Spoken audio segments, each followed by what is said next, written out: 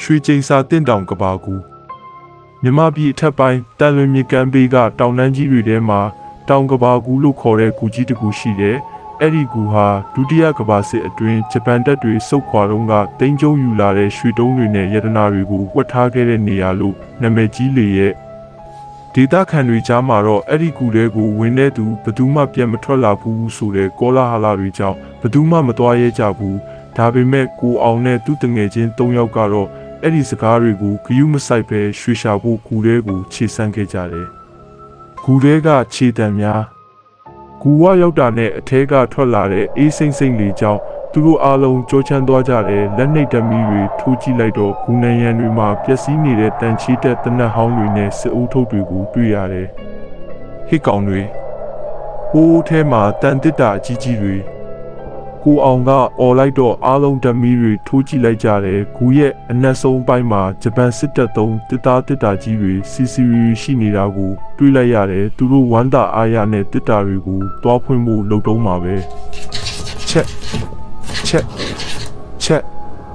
ဆိုတဲ့အတန်ကြီးကကူတစ်ခုလုံးဟိန်းသွားတယ်အဲ့ဒါဟာစစ်ဖက်နဲ့စီးထားတဲ့စစ်သားတယောက်စစ်ရေးလေ့ကျင့်တယ်လို့ရှောက်နေတဲ့အတန်မျိုးပဲ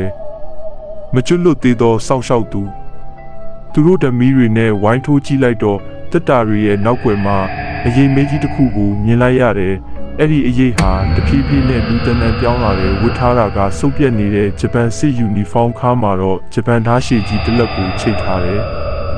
ဒါပေမဲ့ကြောက်စရာအကောင်းဆုံးကတော့အဲ့ဒီစစ်သားရဲ့မျက်နှာပဲမျက်လုံးနေရာမှာအပေါက်ကြီးနှစ်ခုပဲရှိပြီးတကိုယ်လုံးကပုတ်ပွားနေတဲ့အသားတွေနဲ့သူကဓာတ်ရှည်ကြီးကိုဆွဲထုတ်လိုက်ပြီးဂျပန်လိုတစ်ခုခုကိုအော်ဟစ်လိုက်တယ်ကိုရဲ့ပြေးကြတော့ကိုအောင်ကအော်ပြီးလှဲ့ပြေးမှာနောက်ကနေဓာတ်နဲ့ခုတ်တန်ကြီးထွက်လာတဲ့ဂူနံရံမှာရှိတဲ့ကြောက်သားတွေကိုဓာတ်နဲ့ချစ်တန်ကနားထဲမှာစူးနေအောင်ကြားနေရတယ်သူတို့အပြေးမှာဓမီအောင်ကဟိုဒီဝဲသွားရင်းဂူနံရံမှာကတ်နေတဲ့အခြားအရေးတွေကိုမြင်လိုက်ရပြန်တယ်အဲ့ဒါတွေကတော့ငတ်မှုပြီးတေးဆုံးသွားခဲ့တဲ့ဂျပန်စစ်သားအုပ်စုလိုက်ကြီးပဲကြောက်စရာကောင်းတဲ့အမှန်တရား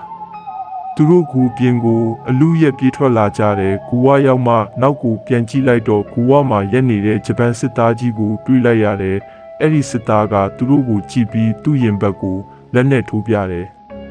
စစ်သားရဲ့ရင်ဘတ်မှာဂျပန်လိုရေးထားတဲ့စာတမ်းတစ်ခုကိုကိုအောင်လို့မြင်လိုက်ရတယ်နောက်ပိုင်းမှာသိလိုက်ရတာကတော့အဲ့ဒီစာဟာ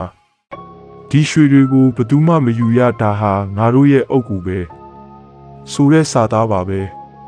ကိုအောင်တို့အဖွဲ့ရွှေတပြားမှမရခဲ့ပေမဲ့အသက်ရှင်လျက်ပြန်ထွက်လာနိုင်တာကိုပဲကံကောင်းတယ်လို့မှတ်ယူလိုက်ကြတယ်အဲ့ဒီနေ့ကစပြီး